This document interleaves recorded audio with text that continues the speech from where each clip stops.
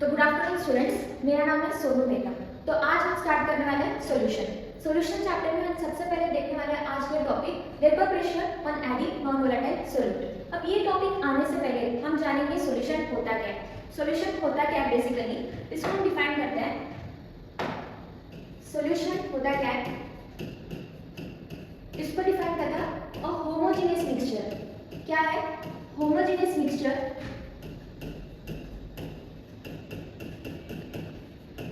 of two or more compounds, या फिर हम बोल सकते हैं कंपोनेंट्स। ठीक है, अब यहाँ पे वर्ड है होमोजेनियस। होमोजेनियस होता क्या है? होमोजेनियस होता है यूनिफॉर्मिटी। मानो हमने लिया है एग्जांपल शिकंजी। शिकंजी बनाते समय हम क्या करते हैं, उसमें लेमन डालते हैं, शुगर डालते हैं, वाटर लेते हैं, ऐसे अलग अलग कंपोनेंट्स लेते हैं। 2 या 3 कंपोनेंट्स से एक हमारा शिकंजी बनता है। तो शिकंजी क्या होता है, यूनिफॉर्मिटी होती है, मतलब इसमें जब हम कंपाउंड्स डालते हैं, शुगर लेमन, ये सब क्या हो जाता है, घुल मिल जाता है। तो इसमें एक यूनिफॉर्मिटी होता है, मतलब ऐसा होता है कि शुगर अलग, सॉल्ट अलग, लेमन अलग नहीं, ये सब क्या हो जाता है, पानी में जाके मिक्स हो जाता है। तो ये क्या फॉर्म करता है, सॉल्यूशन फॉर्म करता है। इसलिए हम सॉल्यूशन को क्या बोलते हैं, होमोजेनियस मिक्सचर बोलते हैं। और इसमें क्या होता है, 2 और मोर कंपोनेंट्स होता है। तो सॉल्यूशन में 2 और मोर कंपोनेंट्स क्या होता है, उसको स्पेसिफिकली टर्म क्या होता है। तो सॉल्यूशन के अंदर 2 टर्म्स होता है। ठीक है, एक होता है हमारा सोल्यूट और दूसरा होता है हमारा सॉल्वेंट। तो सोल्यूट को कैसे डिफाइन करते हैं? सोल्यूट जनरली हम कैसे डिफाइन करते हैं, जो क्या होता है मिनिमम अमाउंट में प्रेजेंट होता है सॉल्यूशन में, और सॉल्वेंट क्या होता है जो मैक्सिमम अमाउंट में प्रेजेंट होता है। जैसे हमने एग्जांपल लिया था शिकंजी। शिकंजी के अंदर हमने लिया था लेमन, शुगर, वाटर। वाटर क्या है, मैक्सिमम अमाउंट में प्रेजेंट है, इसीलिए हम उसको क्या करते हैं, सॉल्वेंट में कंसीडर करते हैं। और सोल्यूट क्या होता है जनरली जो मिनिमम अमाउंट में प्रेजेंट होता है। जैसे हमने लेमन ले लिया, शुगर ले लिया, ये सब क्या होता है, सोल्यूट होता है। तो यहाँ पे हमारा टॉपिक था vapour pressure on adding non volatile solute. तो सोल्यूट कैसे होते हैं, 2 प्रकार के होते हैं, एक होता है हमारा वोलेटाइल और दूसरा होता है हमारा नॉन वोलेटाइल। तो अब यहाँ पे हम देखने वाले नॉन वोलेटाइल सोल्यूट। तो नॉन वोलेटाइल मतलब क्या, नॉन वोलेटाइल मतलब जो क्या होता है इजीली इवोपरेट नहीं होता है, और वोलेटाइल मतलब क्या होता है इजीली इवोपरेट होता है। यहाँ पे हम देखने वाले हैं नॉन वोलेटाइल सोल्यूट, और सॉल्वेंट क्या हमारा वोलेटाइल है यहाँ पे। और वोलेटाइल मतलब क्या होता है, जो क्या होता है इजीली इवोपरेट होता है, और नॉन वोलेटाइल मतलब जो डज नॉट इवोपरेट इजीली। ठीक है, तो ऐसे कौन से सॉलिड है जो डज नॉट इवोपरेट इजीली होता है? तो जनरली वो क्या होता है, सॉलिड होता है। जैसे हमने मान लिया यूरिया, ग्लूकोज, सुक्रोज, ये सब क्या होता है, नॉन वोलेटाइल होता है। और सॉल्वेंट वोलेटाइल, वोलेटाइल क्या होता है, जनरली लिक्विड होता है। जैसे वाटर ले लिया, बेंजीन ले लिया, टोलिन ले लिया, मिथेनॉल हो गया, इथेनॉल हो गया, ये सब हमारा क्या है, वोलेटाइल सॉल्वेंट है। तो इसके आगे हम देखने वाले हैं वेपर प्रेशर क्या है, क्योंकि हमारा टॉपिक क्या है, vapour pressure on adding non volatile solute. जब हम नॉन वोलेटाइल सोल्यूट किसी भी सॉल्वेंट में डालते हैं या फिर किसी भी सॉल्यूशन में डालते हैं, तो क्या होता है, उसका अमाउंट इंक्रीज होता है, डिक्रीज होता है। ये जानने के लिए हम इस टॉपिक पे पढ़ने वाले हैं। तो आगे हम देखने वाले हैं वेपर प्रेशर होता क्या है। वेपर प्रेशर को हम कैसे डिफाइन करते हैं, द प्रेशर एक्सर्टेड बाय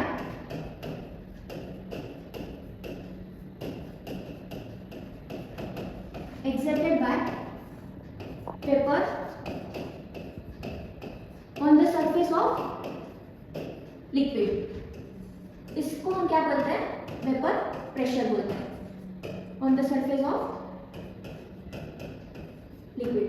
तो मान लो सपोज मैंने ये प्रूफ करना है हमें कि वेपर प्रेशर जब नॉन वोलेटाइल सॉल्यूट ऐड करते हैं सॉल्यूशन में तो क्या होता है। इसके लिए मान लो मैंने एक्सपेरिमेंट देती हूँ आपको, एक्सपेरिमेंट कंसीडर करते हैं।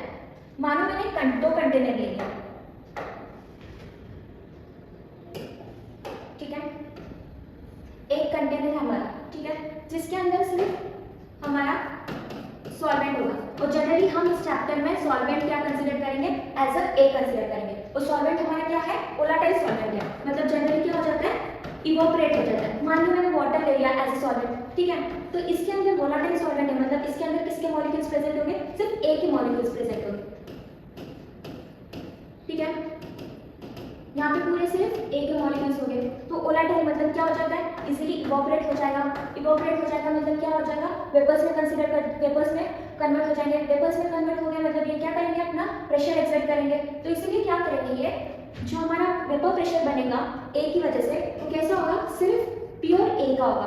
क्यों? क्योंकि इसमें सिर्फ किसके मॉलिक्यूल्स है? सॉल्वेंट ए के मॉलिक्यूल्स है। सपोज मैंने यहाँ पे बी सोल्यूट ऐड कर दिया जो हमारा कैसा है? नॉन वोलेटाइल है, जो क्या करेगा? इजीली इवोपरेट नहीं होगा। तो हमारा जब नॉन वोलेटाइल सोल्यूट हम सॉल्वेंट में ऐड करते हैं तो क्या फॉर्म होगा? हमारा सॉल्यूशन में क्या डिफरेंस होगा ये हमें देखना है। ठीक है, ये हमारा सॉल्यूशन का कंटेनर है जिसमें क्या होगा? बोथ ए और बी के मॉलिक्यूल्स होंगे। यहाँ पे सरफेस में ए के भी मॉलिक्यूल प्रेजेंट होंगे और बी के भी मॉलिक्यूल्स प्रेजेंट होंगे। तो एज कंपेयर टू सॉल्वेंट यहाँ पे क्या हो जाएगा? सोल्यूट यहाँ पे क्या हो जाएगा? वेपर प्रेशर है जो है वो कम हो जाएगा। क्यों कम हो जाएगा? यहाँ पे किसके मॉलिक्यूल्स भी आ रहे हैं? सॉल्यूट के मॉलिक्यूल्स भी आ रहे हैं। सॉल्यूट के मॉलिक्यूल्स तो आ रहे हैं लेकिन ये हमारा कैसा है? नॉन वोलेटाइल है, तो वो इजीली इवोपरेट नहीं होंगे। सिर्फ किसके मॉलिक्यूल्स इवोपरेट होंगे? ए के मॉलिक्यूल्स इवोपरेट हो जाएंगे। जहाँ पे बी है उसके नीचे क्या आ जाएगा? हमारा ए के मॉलिक्यूल्स आ जाएंगे। तो बी क्या करता है? खुद भी इवोपरेट नहीं होता है, जो ए के मॉलिक्यूल्स है उसको भी इवोपरेट नहीं होने देता है। तो क्या होता है? हमारा इवोपरेशन में कैसा है? सरफेस फिनोमेनन है। तो इसकी वजह से क्या होता है? हमारा यहाँ पे वेपर प्रेशर जो है वो एज कंपेयर टू सॉल्वेंट क्या हो जाएगा? कम हो जाएगा। तो इसीलिए जो हमारा वेपर प्रेशर ऑफ सॉल्यूशन है वो कैसा हो जाएगा? कम हो जाएगा एज कंपेयर टू सॉल्वेंट। ठीक है, यहाँ पे सिर्फ वेपर प्रेशर सॉल्यूशन का किसकी वजह से बन रहा है? सिर्फ सॉल्वेंट ए की वजह से बन रहा है। सॉल्यूट पार्टिकल्स जो प्रेजेंट है लेकिन इसकी वजह से कोई भी हमारे पास वेपर प्रेशर नहीं क्रिएट हो रहा। तो इस पे हम क्या करेंगे? इस पे हम डेरिवेशन लेते हैं। ये तो हमारा एक्सपेरिमेंटल प्रूफ हो गया, लेकिन थियोरेटिकल भी प्रूफ चाहिए। तो हमें पता होना चाहिए कि एग्जैक्टली कम कितने परसेंट पर है। हमें पता चल रहा है कि जब non volatile solid particles add कर रहे हैं तो वेपर प्रेशर में तो कम हो रहा है, लेकिन कितने परसेंट कम हो रहा है? कितना कम हो रहा है ये जानने के लिए हम एक डेरिवेशन डिराइव करेंगे। तो रोल्स लॉ हमें पता है। रोल्स लॉ क्या होता है? When vapour pressure of an volatile component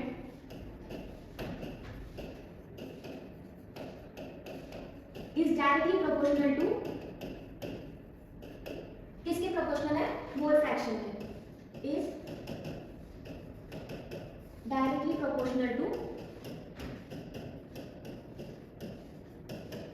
mole fraction of that component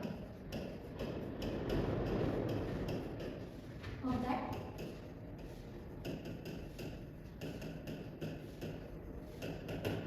meaning क्या होता है? हमारे पास सपोज सॉल्यूशन है Pa, तो वो कैसा हमारा? वोलेटाइल है। डायरेक्टली प्रोपोर्शनल किसको होगा? मोल फ्रैक्शन ऑफ दैट कंपोनेंट। जब हम इस मोल फ्रैक्शन को या प्रोपोर्शनलिटी कांस्टेंट को जब हटाते हैं तो उसके बाद हम क्या करते हैं? एक कांस्टेंट को ऐड करते हैं, उसको मान के मैंने ले लिया K ताई। जब हमने देखा था रोल्स लॉ, जब हम पहले पढ़ चुके थे पहले लेक्चर में, तो हमने इस K को रिप्लेस किया था P नॉट A से। तो हमने कैसा किया था? Pa is equal to P naught A ताई। Pa क्या है हमारे यहाँ पे? Vapour pressure of pure component, जहां पे सिर्फ किसका प्रेजेंट होगा? एक तो वोलेटाइल सॉल्वेंट का प्रेजेंट होगा। P नॉट A क्या हमारा? वेपर प्रेशर ऑफ, या फिर हम बोल सकते हैं partial vapour pressure of partial vapour pressure, और हमारा कार्य क्या है यहाँ पे? मोल फ्रैक्शन ऑफ A।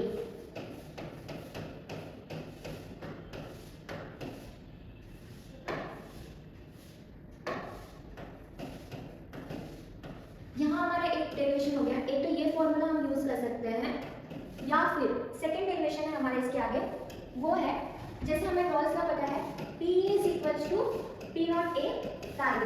ये हमारा फर्स्ट डेरिवेशन है। लेकिन हमें पता है मोल फ्रैक्शन, जब हमने पढ़ा था पहले तो हमने बोला था कि Ka A plus Ka B, mole fraction of A plus mole fraction of B is equal to क्या होता है? 1 होता है।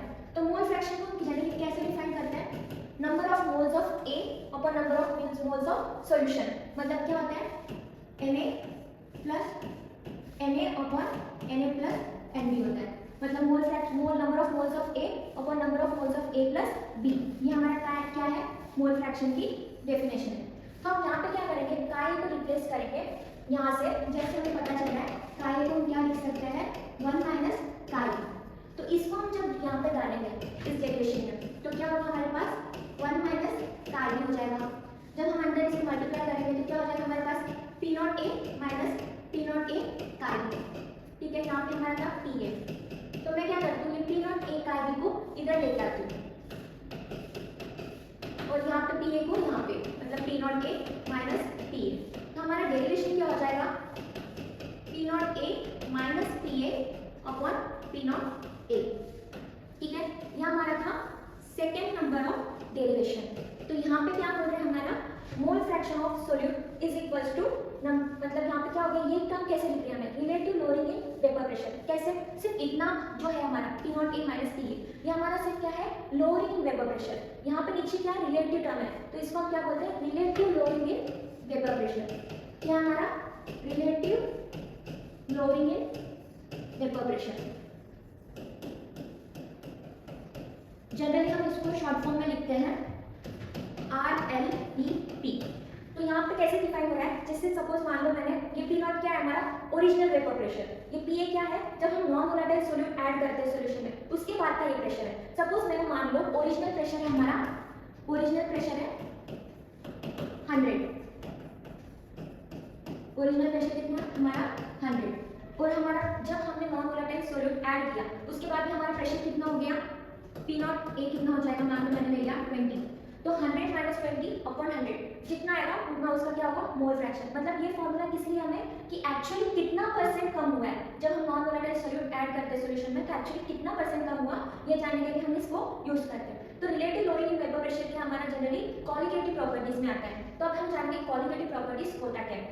इसके आगे में सिर्फ इतना डिफरेंट, तो हमने जो फॉर्मूला देखा था, हमने दो फॉर्मूला देखा था, एक था हमारा P is equal to P naught A का ए, और दूसरा फॉर्मूला था हमारा pi P is equal to P naught A minus P A upon P naught A. तो चलो इस पे हम क्वेश्चन देख लेते हैं। मानो मैंने ले लिया, तो वेपर प्रेशर ऑफ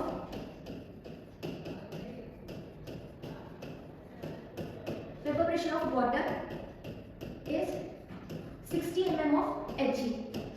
ठीक है, find the vapour pressure of solution on adding 30 gram of urea dissolved in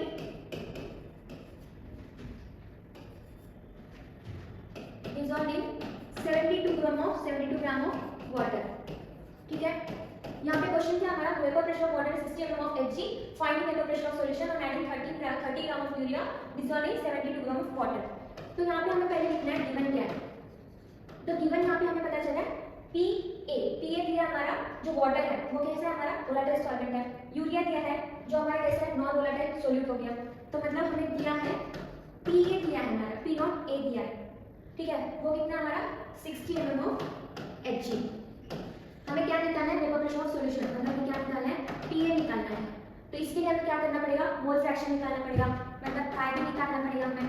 ठीक है, काय के लिए हम क्या करेंगे, पहले काय क्या था हमारा Na upon Na plus Mb।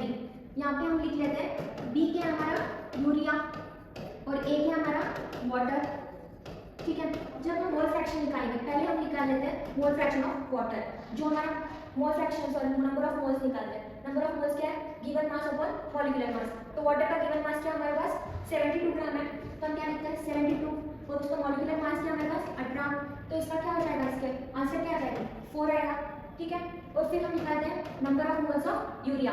Urea का गिवन कितना है 30, और उसका मॉलिक्यूलर मास क्या होगा, हमारा फॉर्मूला पता है NH2CH मतलब वो आ जाएगा हमारे पास 60, मतलब 1/2, मतलब हम लिख सकते हैं 0.5। ठीक है, तो इससे हम पता चल रहा है काय भी क्या हो जाएगा हमारे पास जो है 0.5 अपॉन 4 प्लस 0.5, मतलब कैसा हो जाएगा 0.5, ये कट हो जाएगा, मतलब 1/9 हो जाएगा। ठीक है, 1/9 हो गया। अब हमारे पास फॉर्मूला है chi is equal to P naught A minus PA upon P naught A। तो वैल्यूज डाल दो, P नॉट A हमारे पास कितना था 60 था, PA हमें निकालना है, P नॉट A हमारा 60 था, काय भी हमने निकाला था वो कितना था हमारे पास 1/9 था। तो ये 3 हो जाएगा, ये 20 हो जाएगा, क्रॉस मल्टीप्लाई कर लो, कितना होगा 3 × 60 180 minus 3PA is equal to 20, ये 120 इधर आ जाएगा, मतलब 160 minus 3PA is equal to 0। तो फिर PA इज इक्वल टू क्या हो जाएगा हमारे पास 160/3। तो P हमारे पास कितना आ जाएगा मेरी 53.33 mm ऑफ Hg। ये हो गया हमारा वेपर प्रेशर ऑफ सॉल्यूशन। देखा relative lowering in vapour pressure. Relative lowering in vapour pressure क्या होता है, जब हम नॉन वोलेटाइल सॉल्यूट किसी भी सॉल्वेंट में ऐड करते हैं वोलेटाइल में, तो क्या होता है हमारे पास जो सॉल्यूशन का वेपर प्रेशर है वो क्या हो जाता है, कम हो जाता है। तो इसके बाद में हमने देखा था कुछ प्रॉब्लम्स देखे थे, उस फॉर्मूला के बेसिस पे हमने प्रॉब्लम्स देखा था। अब जो हमने देखा था relative lowering in vapour pressure, वो किस कैटेगरी में आता है, तो वो आता है हमारा क्वालिटेटिव प्रॉपर्टीज में। तो क्वालिटेटिव प्रॉपर्टीज होता क्या है, तो क्वालिटेटिव प्रॉपर्टीज को हम डिफाइन करते हैं जो क्या करता है नंबर ऑफ सॉल्यूट पार्टिकल्स पर डिपेंड करता है, नॉट ऑन इट्स नेचर।